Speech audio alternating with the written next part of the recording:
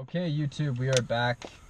We are going to do a quick drive in Jordan's M235i. I did just drive it a little bit doing the 0 to 60 runs, but now I'm going to get more of an honest feel for how it goes. There it goes, purrs like a kitty. Okay, this is a little different from mine, but here we go. First thing I notice is that the steering is a tiny bit different. You might have to jump into my car to know what I'm talking about, but this feels... Yeah, it's been a few weeks since I drove your car. This feels a little more assisted, like a little more electric, like a little easier to move. I think maybe you are in comfort 2018. Right now. Am I? It always defaults back to comfort. There you go. Yeah, it is a little heavier here, but it's a little bit more... You'll see what I'm saying. I'll let you drive my car in a sec, but it's a little bit more electric, if you will, like quicker. And when you hold it in a position, it kind of comes back. Mine kind of stays in the same spot for a moment. Maybe that's something they did with the new generation of car coming out. But this transmission is butter smooth. Yeah, going at just street speeds. Yeah. Is this the ZF? Yeah, this is the ZF 8-speed. And okay. From what people have said, it's killing BMW tunes it pretty good. And that's what they use in the Giulia. That's what they use in the new M5. I think he's even got the ZF 8. The ZF 8-speed. Every car is, and why would you not? The ZF 8-speed is absolutely destroying the game right now. The steering wheel is, it's got the same hand position and about the same diameter. I think the interior is a little bit thicker. Otherwise, though, these are the same seats, and I feel like I'm in my M2. Yeah. Exactly. Honestly, I feel like if it had some intake noise and a crazy exhaust, this would be my M2. Dude, I'll tell you what. I don't remember honestly what my car was like before the tune, but this thing feels like it's got miles of torque too. Oh yeah, for sure. We could even pull up the torque meter. There it is. It's got plenty of torque whenever you need it. It just feels smooth. That's what I keep coming back to. The suspension feels a little smoother, I think, than the M2 as well. Yeah, it's just a little bit. A little more, not body roll, but I do think the M2 is a little bit more taut, like stiff. But up here, once we have a little bit of leeway, I'm gonna push it a little bit and see what it feels like going around a corner quickly. Because what I've always thought is that the M2 versus the M235i, I thought the M235i delivers 85% of what the M2 does, just without costing 20 grand more, you know? Yeah. That's kind of... these on the used market right now are even way cheaper. Yeah, absolutely. And on the new market, I'm gonna go around this twice so I can bean it up that a little bit. But new, if you fully option out one of these M235i's, I'm pretty sure they get to M2 territory. Oh, pretty fast. Yeah, pretty fast, honestly. I'm gonna give it the beans here.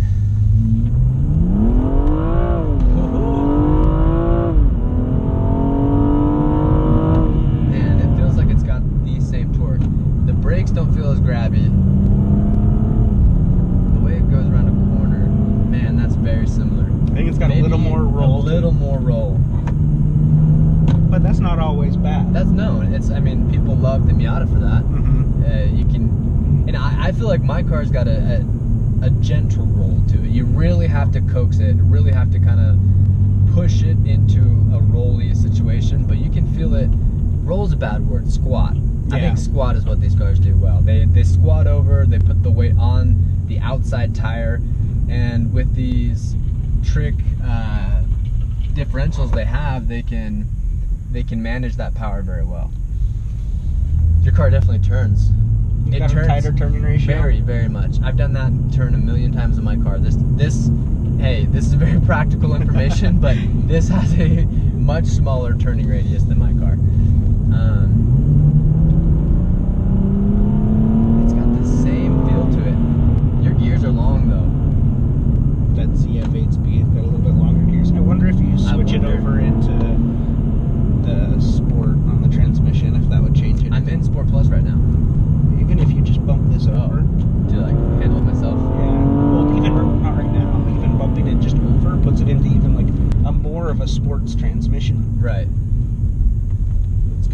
And you didn't even have to shift it, even if you slide it over. Maybe I'm wrong. Maybe it's so good at changing gears I haven't noticed, but I feel like it's been in the same freaking gear this whole time. Oh my torque, dude. Yeah, those shifts are pretty smooth. They're very smooth. They might not be as quick as the DCT, but they're pretty smooth. But they're almost there. I mean, the DCT does do this trick thing where it kind of shoves you in the back when you shift gears, which some people love it. I don't mind it. I don't think it's absolutely necessary, but takeaway, at least initially, is that the same involvement is there. I mean, albeit maybe a little less turn-in because the track's a little more narrow on this car. The experience is just about there. I mean, you can definitely tell that these are both 2 Series in the way that they drive. Yeah. What blows my mind is the sound. Once you get up higher in the rev range, it's not quiet. No, it's not. But on startup, my car is like crazy, and this thing starts up and you're not embarrassed. You're not embarrassed. I am embarrassed when I know that my neighbors have kids and I'm starting up my car. I legitimately feel bad for it, which I probably shouldn't. Actually, I probably should. Let's be real. That's kind of mean. But this thing, you get that same induction sound and the exhaust note in higher speeds when you want it, but at lower speeds you don't have to have it. And I mean, at least on startup, you're not embarrassed passing people.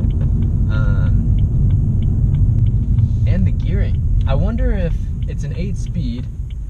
I wonder if the last 2 gears are some sort of like highway overdrive type, better for gas mileage, kind gears. of thing. Because I swear to you, unless I legitimately can't feel it shifting gears, which I don't think is the case, I think it stayed in the same gear in Sport Plus the whole way up and down that.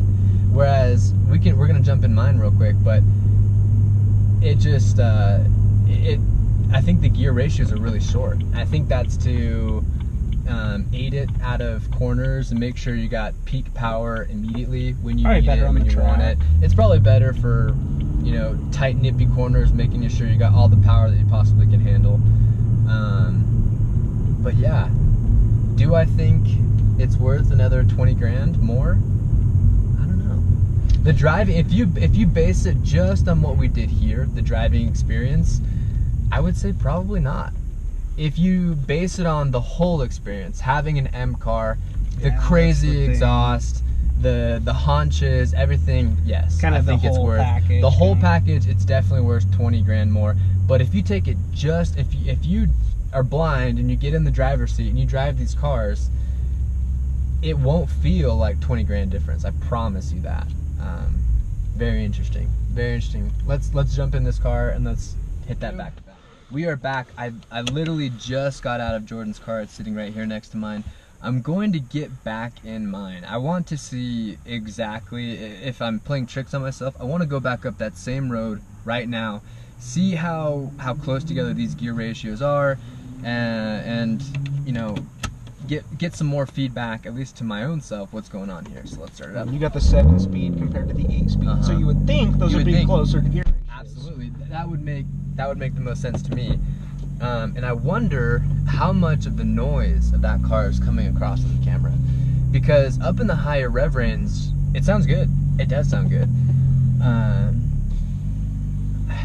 Blows my mind, dude. No, it's sweet. I'm very happy with my purchase. Yeah, he just got this car about a month ago. When did you get it then? About a month ago. A month ago? Yeah, it was mid-December. I have had my car, let's see, mid-October, something like that. Months. It's about 3 months now. 3. Yeah. I'm gonna try to do this review with my sunglasses. With my glasses off, because I've been putting them on like every time.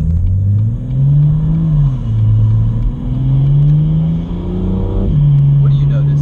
I notice it's a lot louder inside the cabin, just even at lower speeds. Yeah. And you guys watching this, a loud car adds another dimension. Oh, for sure. So like when you're on it, it's fun.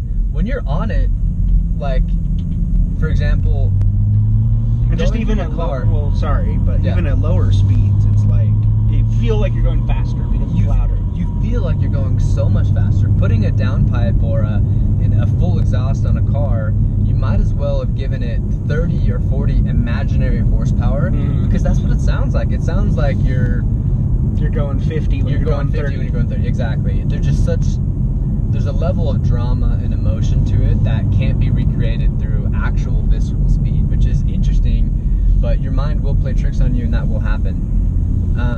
So we're going to be going back through this. You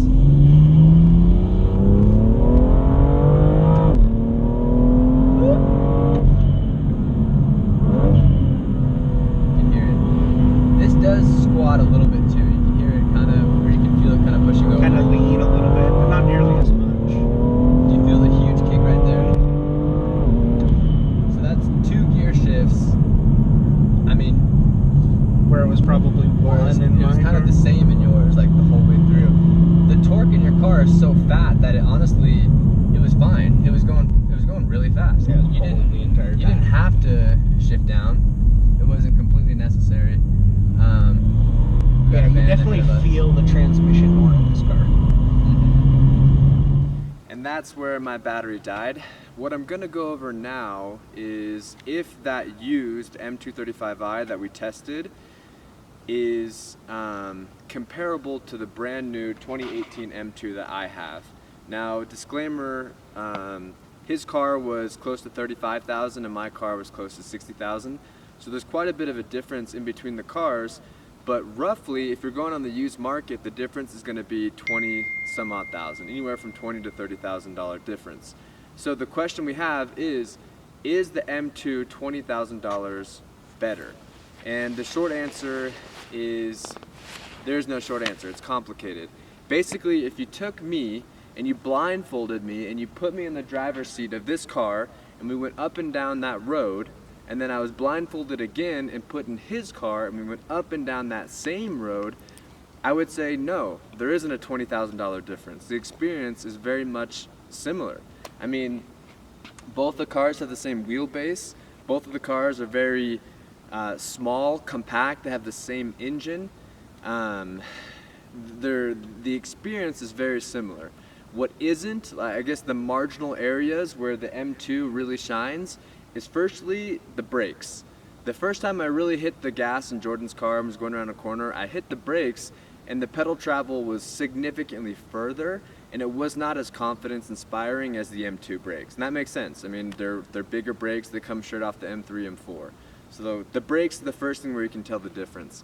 The second is turn-in. If you're on a tight little nippy section of a road and you turn in, initially there's not as much bite. I mean, it's marginal, it's only 5-10%, but there isn't as much bite in the M235 as there is in the M2, and that's because the track in the M2 is just quite a bit bigger. That makes sense. And then lastly is the transmission. I think the transmission in his car, the M235i, I think it's a bit smoother personally, but it's not as raucous. When you're going through the gears in my car, which somehow you do more frequently, in the video you'll see that we were almost in the same gear in Jordan's M235i the whole way through that pass, and we only shifted once in full acceleration. This thing, the gear ratios, they must be closer because we went through the gears 3 or 4 times up and down that pass, and I don't know why a 7-speed has closer gear ratios than the 8-speed, but they do. That's real world testing. We figured that out. So yes, in isolation, no, it's not worth $20,000 more. It's marginally better in all those areas, but the experience for a driver is going to be the same on a back road. Not the same, but it's going to be similar. Now, if you take everything into consideration, if you take the crazy body angles of the M2, the big haunches, the track, the drama, the sound, the quad pipes, the experience, it's absolutely worth 20 grand more, in my opinion. Because owning an M car is very fun for that reason. You have the big fender flares, you have the visceral speed, the sound, like we mentioned in the video, it's so much louder that you feel like you're going 10 times faster, even though we've proven that you're not. So like I mentioned, the experience of the M235i compared to an M2 if you put a downpipe on an M235i so you have that visceral sound, I'm gonna say that the experience is 85 to 90% what the M2 is. Only lacking on brakes, bigger tires, and a wider track, and the sound, which can be pretty easily fixed. So if you're looking and you're on a budget of 35 grand, you're getting a hell of a car for the money. M235i is stupid fast, they look great, and they handle superb. If you have more money and you want an M car and you're looking to have a raucous little drift monster that's manic, definitely get yourself an M2. It's really fun. My wife cringes when we drive this car together, which is fun. Fun for me, and it's fun for those who are watching and can be in the car with us. So that is the difference between the M235i and the M2 here. I hope you guys enjoyed. Like always, please subscribe and leave a comment down what you would pick. If you'd pick the M235i for 35 grand, or if you would pick up an M2 for 55, 60 grand. All right, have a great day.